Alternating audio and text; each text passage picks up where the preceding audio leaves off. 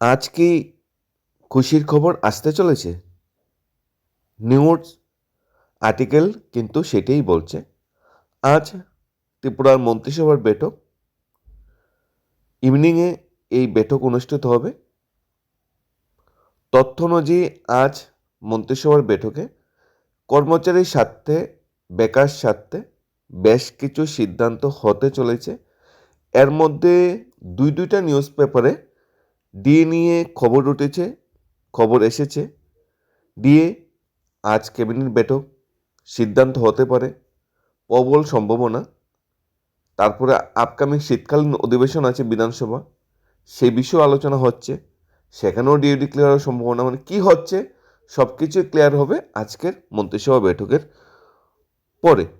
Article বা তথ্যে কি উঠে এসেছে সেটা আমরা জানার চেষ্টা করি, যেখানে নতুন চাকরি, ডিএ বা এমএসসিবি বিষয়ে বেশ কিছু তথ্য সহকারে প্রতিবেদন উঠে এসেছে।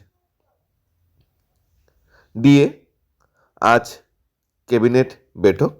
আরেকটা পেপার উঠে এসেছে cabinet meets eyes job and DA relief.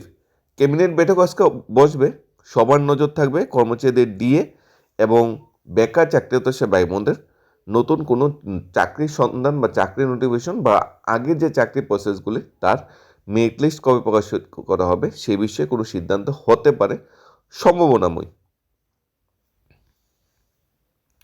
প্রশাসনিক মহলে লক্ষণীয় ব্যবস্থা দেখা যাচ্ছে।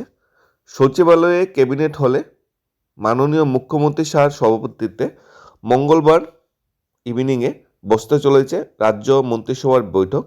এই বৈঠকে প্রধানত কর্মচারীদের বকেয়া মহাজ্ঞা প্রদানের সিদ্ধান্ত নেওয়া হতে পারে। তবে যদি কোনো কারণে বৈঠকে এই বিষয়ে সুষ্ঠু সমাধান না হয়, তাহলে বিধানসভার যে শীতকালীন অধিবেশন আছে, শীতকালীন অধিবেশনে মুখ্যমন্ত্রী নিজেই মহাজ্ঞা প্রদানের ঘোষণা দিতে পারেন। এছাড়া আজকের মন্ত্রিসভার বৈঠকে সরকারি দপ্তরের শূন্যপদ পূরণ, রাজ্যের যত জনস্বার্থ সংশ্লিষ্ট একাধিক গুরুত্বপূর্ণ জলন কল্যাণ বিষয়ক আলোচনা হতে পারে। আলোচনার শেষে একাধিক গুরুত্বপূর্ণ সিদ্ধান্ত নেওয়ার সম্ভাবনা রয়েছে। ডিএর প্রশ্নে রাজ্যে সরকারের অবস্থান নিয়ে কর্মচারী মহলে ইতিপূর্বে অসন্তোষ দেখা গেছে। তাই মঙ্গলবার সন্ধ্যা রাজ্যের লক্ষাধিক কর্মচারী এবং প্রায় 85,000 পেনশনভোগীদের জন্য বৈঠকে সুখবর বয়ে আনতে পারে কিনা সেটাই এখন আলোচিত। সবার নজর এখন, সমস্ত কর্মচারীদের নজর এখন আজকের মন্ত্রিসভার বৈঠকে। আজকের যে মন্ত্রিসভার বৈঠক বসবে মঙ্গলবার সন্ধ্যায়, আজকে সন্ধ্যায়, এই বৈঠকের দিকে সমস্ত কর্মচারী এবং পেনশনারদের নজর রয়েছে। কারণ কর্মচারী পেনশনাররা ডিএ নিয়ে বারবার সরকারের কাছে দাবি জানিয়ে আছে বকেয়া ডিএ মিটিয়ে দেওয়ার জন্য। কিন্তু রাজ্য সরকার কিন্তু একের পর এক মন্ত্রিসভা বৈঠক বসছে, কিন্তু ডিএ ব্যাপারে কিন্তু কোনো সিদ্ধান্ত নিতে পারছে না। তা আজকের মন্ত্রিসভার বৈঠকটা খুবই গুরুত্বপূর্ণ, কারণ এই বছরে এটা সর্বশেষ মন্ত্রিসভার বৈঠক।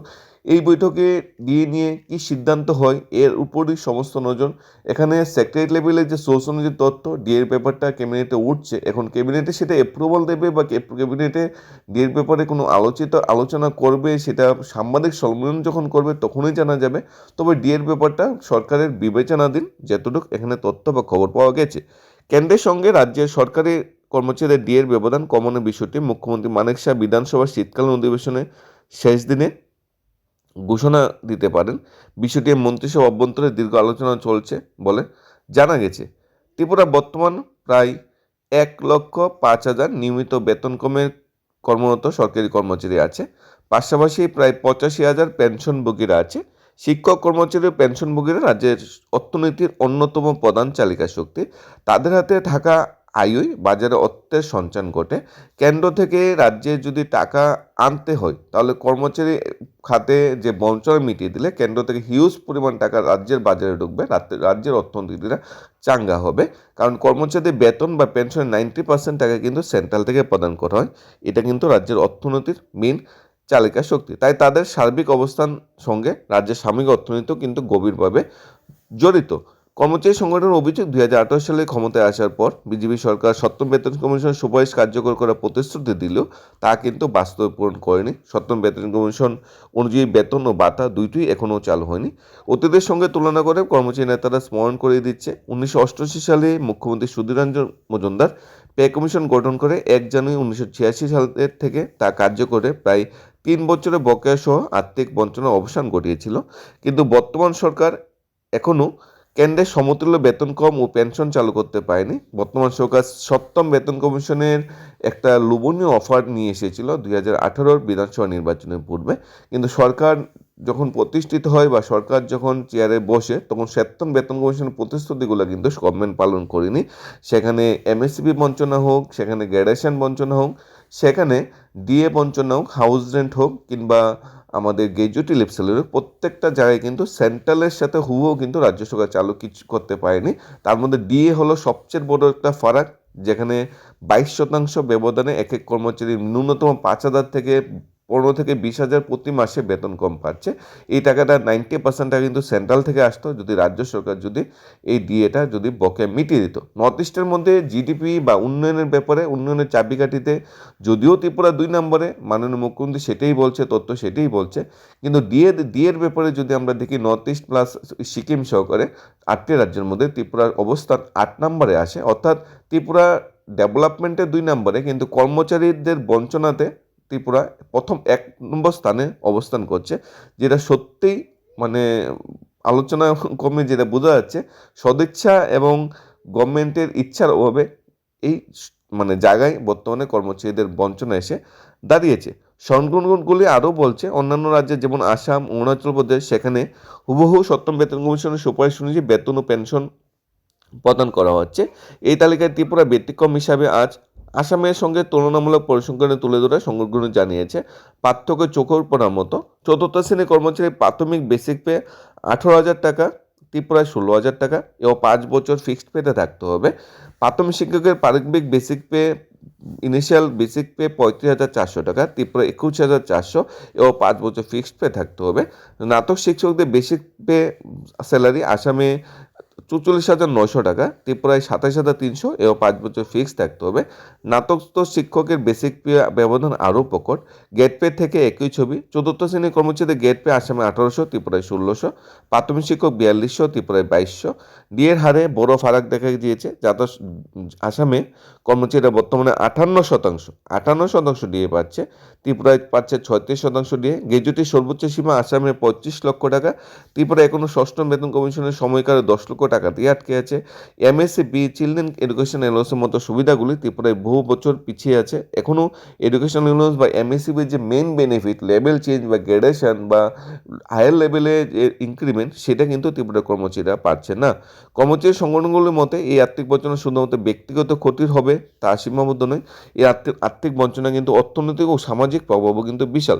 সব বিষয়ে মঙ্গলবার যে ক্যাবিনেট বৈঠক বসছে শুধুমাত্র প্রশাসন সিদ্ধান্তের জন্য নয়, রাজ্যের অর্থনীতি এবং লক্ষাধিক পরিবারের ভবিষ্যতের জন্য কিন্তু অত্যন্ত গুরুত্বপূর্ণ।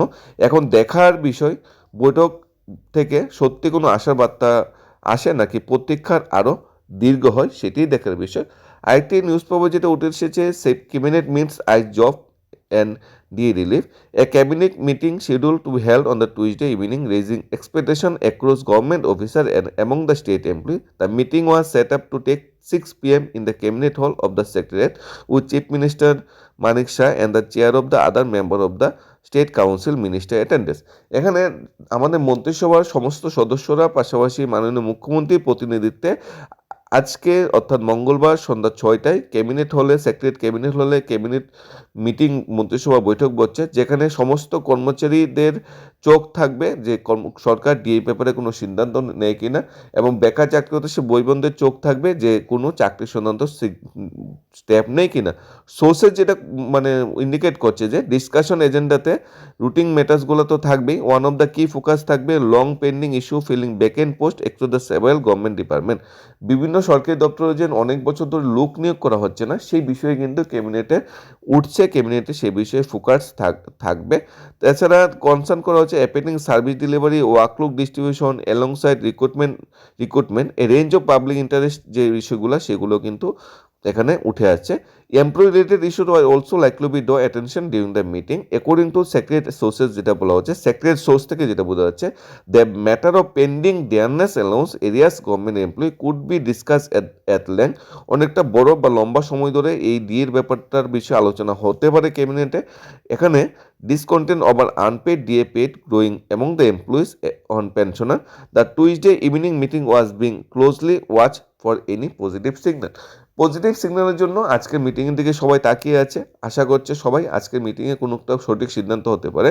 তবে এটাও বলা হচ্ছে যদি যদি আজকের মিটিংয়ে যদি ডিএর ব্যাপারে সিদ্ধান্ত না হয়, যে আপকামিং যে শীতকালীন অধিবেশন বসছে আগামী মাসে, এই শীতকালীন অধিবেশনে মাননীয় মুখ্যমন্ত্রী নিজেই ডিএ ডিক্লেয়ার করবে। কারণ ডিএর ব্যাপারটা কিন্তু লং পেন্ডিং একটা ইস্যু এবং এটা কিন্তু একটা আলোচনার বিষয়। এবং মাননীয় মুখ্যমন্ত্রী বারবারই বলে যাচ্ছে যে ত্রিপুরা সরকার চেষ্টা করছে ত্রিপুরা সরকারি কর্মচারী এবং সেন্ট্রাল সরকারি কর্মচারী যে ডিএর ব্যবধান সেটা যথাসম্ভব কমিয়ে আনা যায়। এখানে স্টেপ নেরো গ্যাপ যেটা আছে সেন্ট্রাল গভর্নমেন্ট স্টেট গভর্নমেন্টের যে ডিএর যে গ্যাপটা, সেটাকে ছোটো করার জন্য বা একটু কমানোর জন্য চিফ মিনিস্টার বারবার চিন্তা ভাবনা করছে এবং বারবার তিনি এই ইস্যুটাই কিন্তু বলা আছে। For last selection of employee and retirement, the outcome of the today meeting has been seen potentially and significant. অনেকটা গুরুত্ব সহকারে আজকে মিটিংয়ের দিকে সবাই তাকিয়ে আছে। আজকে meeting S per paper source অনুযায়ী, সেক্রেটারি সোর্স অনুযায়ী সন্ধ্যা 6টার থেকে আজকে ক্যাবিনেট মিটিং হচ্ছে।